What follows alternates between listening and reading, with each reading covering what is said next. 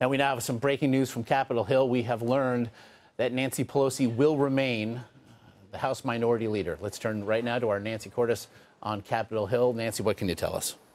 Josh, we just got the results about a minute or two ago. Nancy Pelosi has gotten a majority of the votes. In fact, she got a little over 2/3 of the vote. She won by about 190 to 63, so she does retain her leadership. She predicted that she had at least 2/3 of the caucus, and it turns out that's about where the vote was. But it's still a significant sign that there is some dissent within the Democratic Party. A significant number of Democrats who believe that the party should be going in a different direction. I'm told by members who were in the room that her opponent, Tim Ryan, gave a speech for the ages, talked about why he should become the leader of the party. He's been in Congress now for about 14 years. He says that the party needs a fresh face, that they need someone who understands the Midwest. He's from Ohio.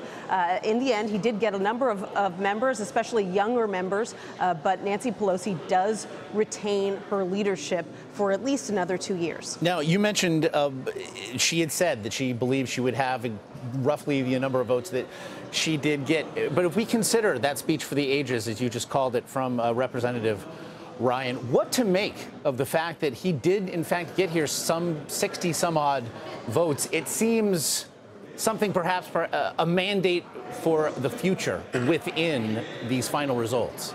Right. Well, there's a number of Democrats who believe that, first of all, they've been in the minority now for more than half a decade, and that Nancy Pelosi has presided over the Democrats during that time. So that's one indication that perhaps it's time for a change in direction. Beyond that, there are a number of Democrats who feel not that she's doing a bad job, but that simply she's become too much of a target for Republicans, that she is sort of the face of the Democratic Party, and that she's someone who is easy for the Republican Party to take shots at. She's from California.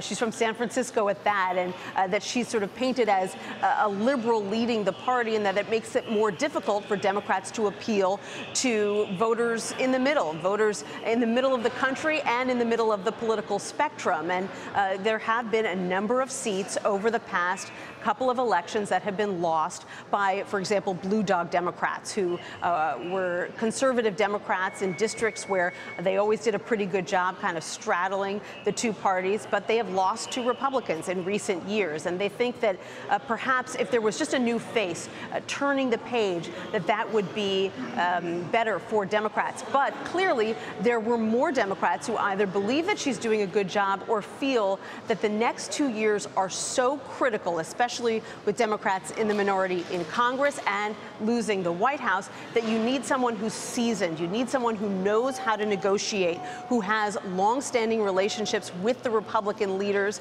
and who has, as Nancy Pelosi is known to have, a backbone of steel, someone who's a great fundraiser, and they believe that it would be risky to change horses right now, especially because Tim Ryan, admittedly, doesn't have much of a leadership record. Yes, he has been in Congress for 14 years, but as Pelosi's aides pointed out, hasn't passed a lot of his own legislation, hasn't been a leader of a major committee, and they believe that he's untested. And a number of members told me that that's part of the reason that they were going to stick with Pelosi.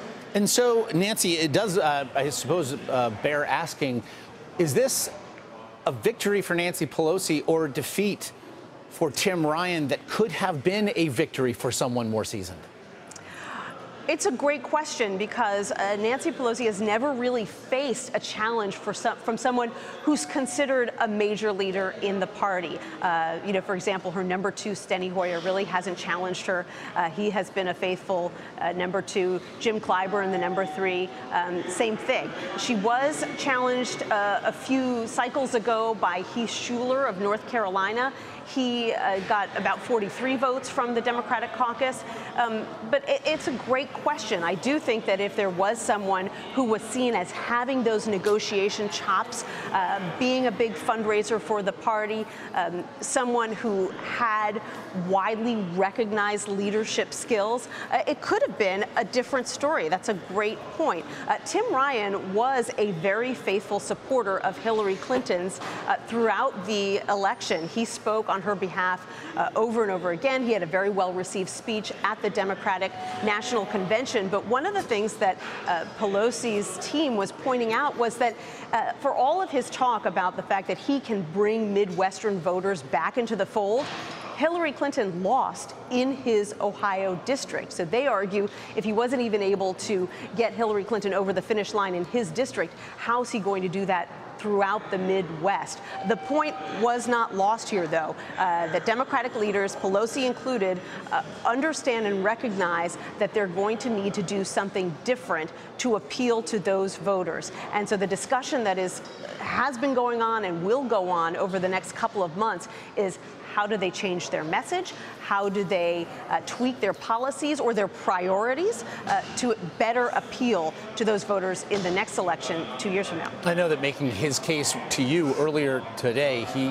did certainly seem to be repudiating the campaign, at least run in the latter months by Hillary Clinton as much as anything. So, Nancy, you mentioned that these discussions have now begun as to how perhaps to reprioritize and refocus. What concrete changes, though, have been made in leadership as a way perhaps that Congresswoman Pelosi has recognized that change must come?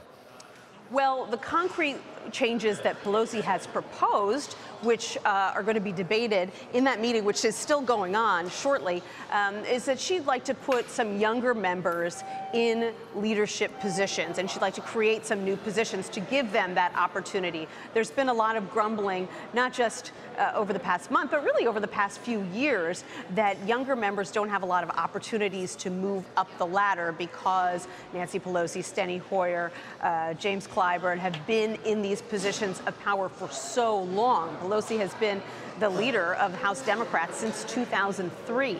And so she says she recognizes that and she wants to create these new positions.